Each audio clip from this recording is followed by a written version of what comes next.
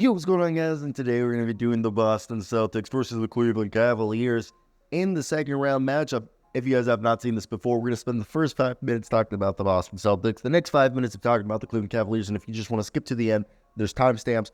You can hear my prediction, who I think will win, why I think they'll win, and how many games, and then I'll also talk about why the other team who I think is probably going to lose could still win this. Let me hear your thoughts. Who do you think is going to win, and how many games, why? And let's get right to it. Hit that like, subscribe button. So, Boston's going to obviously be the favorite in here. But we have to understand that Kristaps Porzingis is not going to be available. From all reports, it seems like Kristaps Porzingis will be targeting a return for the conference finals as they hope to make it that far. This is going to be an interesting matchup because Boston's biggest weakness over the last few seasons in the playoffs has been size and physicality. They went out, and I personally believe did a great job of addressing this. They went out and got themselves a bunch of bigs.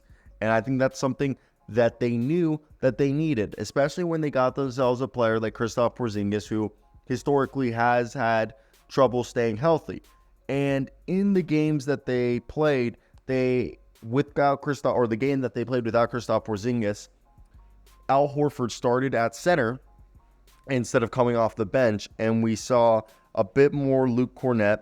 We also got to see some Xavier Tillman, and then I really don't think O'Shea Brissett's going to play much of a role there. So for my personal opinion, I think the one concern, if you're a Boston Celtics fan, that might be there is just the center position, but I think they did a good job of Al Horford, Xavier Tillman, Luke Kornet. Between those three dudes, they're able to kind of have like this decent rotation. And as long as Jason Tatum, Drew Holiday, Jaylen Brown, and Derek White, who those three dudes, or four dudes really, Jaylen Brown's averaging 22 from Derek White, and Jason Tatum's dropping 21 in the playoffs.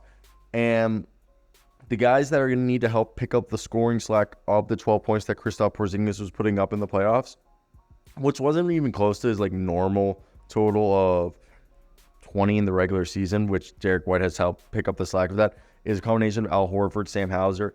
Drew Holiday also kind of struggled to score. I think he'll pick up his scoring, but they're still paying pressure. And that's the thing, is like this team's so deep, and they knew that they needed to get more depth. And I think the crazy part is if Sam Hauser gets hurt, they have Svi Mykhailiuk. If Drew Holiday or Derek White gets hurt, they have themselves Peyton Pritchard to come out here, or even Jaden Springer if they needed some defense. And like I said, if Al Horford, struggles or needs help and a breather, you have Xavier Tillman and you have Luke Kornet. So they did a good job of building up this team, and I think what they're going to want to do is play to their strengths, which is go out there, bomb threes. They're putting up 39 three-pointers during this playoff. So they're going to bomb their threes. They're going to play efficient basketball. They're going to get to the free throw line and then force the opposing team to take bad shots. I think one of the things that the Celtics do really well is they play really good analytic basketball, where they make you go out, not into good spots. They make you have to look for, areas on the floor that you're not comfortable shooting. They play a style of basketball that is very analytically sound, and it works to their advantage because they take teams out their comfort zone. So then when we look at the Cavaliers, what do the Cavaliers like to do so far this postseason? They're a team that really, really gets to the free throw line, and they've been they just force the opposing team to shoot badly, and they really rely on their defense, and then have relied on Donovan Mitchell to be that scoring punch. Very kind of like how what the Knicks do. But the problem there, first off, we don't know if Jared Allen's going to be available. I mean, he only played 4 games in the 7-game series. So I think when you look at this, the front court advantage that the Cavs could have might not be there, as they might just be with Evan Mobley. So the whole thing with the Celtics is I think the Celtics can outscore them. The Cavs during the playoffs were only scoring as a team 96 points, and they were allowing 100 points. While the Celtics as a team are currently putting up in the playoffs 107 points, and they're keeping teams to 92 points. And I know I got very small sample size for both squads, but just to show that outside of Donovan Mitchell, and if you don't count Jared Allen, who was averaging 17 points, Darius Garland's only putting up 15 points a night. Evan Mobley's putting up 12. You got Strus putting up 9. And I know this most recent game against the Orlando Magic in Game 5 was a game where we did see kind of a different group of guys in terms of leading the way out behind Mitchell, which was a combination of Mobley, Strus, Garland, each had double-digit points, and then Karis LeVert did a really good job off the bench, as well as Sam Merrill. But still, they won that game 106-94, so the Celtics are going to have to just outshoot them, okay? And when I bring all this information out is, dude, the Celtics could literally put in, you could literally not even have Jaylen Brown or Jason Tatum there, and they might be able to outscore the Cavs. So for the Celtics right there, I think it's really, really good to hear how good of an advantage they have to outscore this team like it's nothing. So let's go over to the Cavs and talk about them.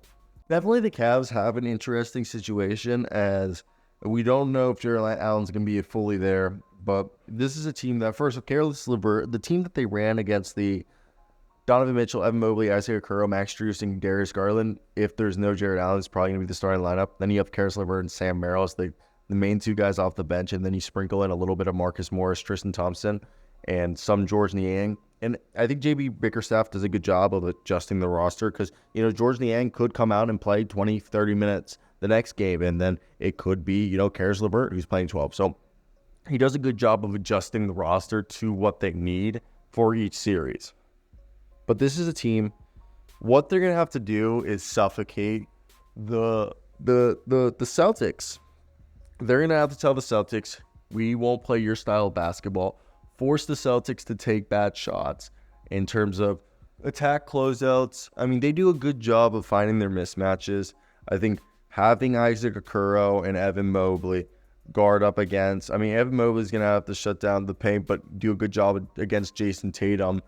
And Isaac Okoro and the gang is going to have to, Okoro on the perimeter is going to have to take on whoever's out there, like a Tatum, Brown, Drew Holiday, Derek White.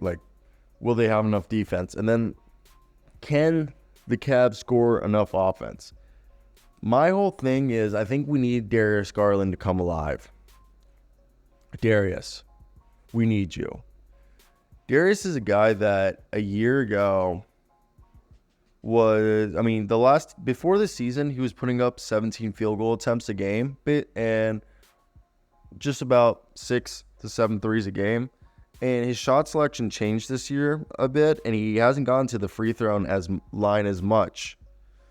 So for me, if Darius Garland can really pick up the scoring right now in the playoffs, compared to the regular season, he's only putting up 12.7 field goal attempts compared to 14.8 in the regular season. And in last year's playoffs, he put up 16 field goal attempts and was scoring 20 points. So if he can look back to himself, I think can help Donovan. I think that's going to be huge because I can't rely on, and I think Karis LeVert, how he closed out that game was huge. And we need Evan Mobley if they're not going to be having Jared Allen to, yes, be this double-double machine and continue to protect the rim the way that he has.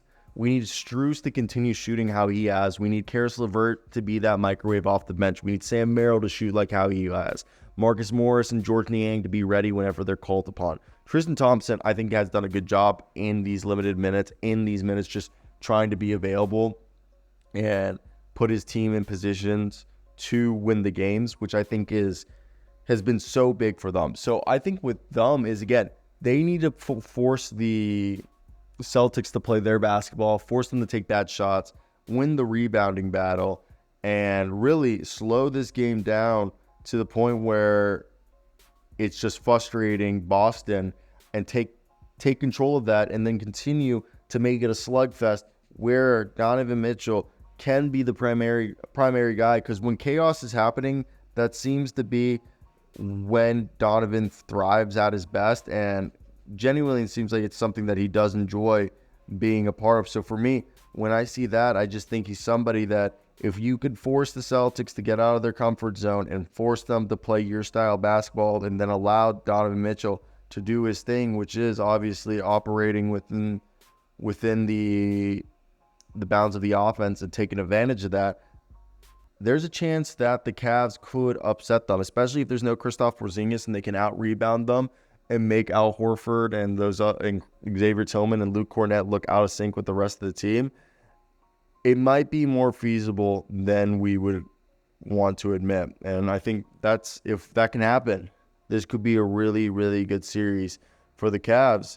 And the Cavs could end up upsetting Boston and being the team that goes to the conference finals.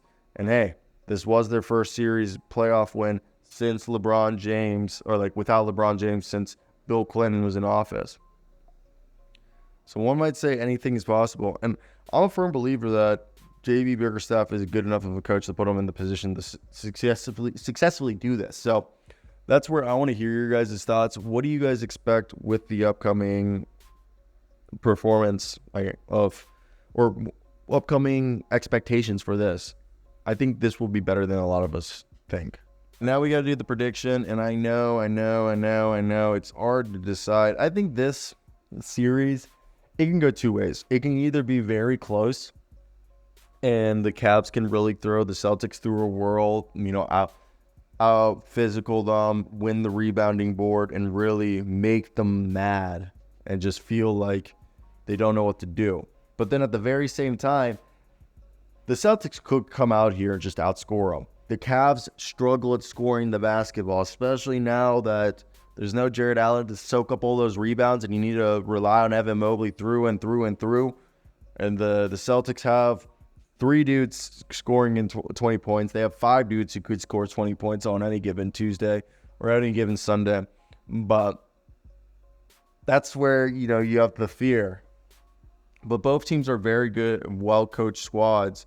And I understand the frustration when wanting to go ahead and choose like Boston to win this outright gentleman's sweep, which again, that's what I'm saying. That could realistically be something that happens, that they overwhelm them and win this way more convincingly than any of us would have imagined.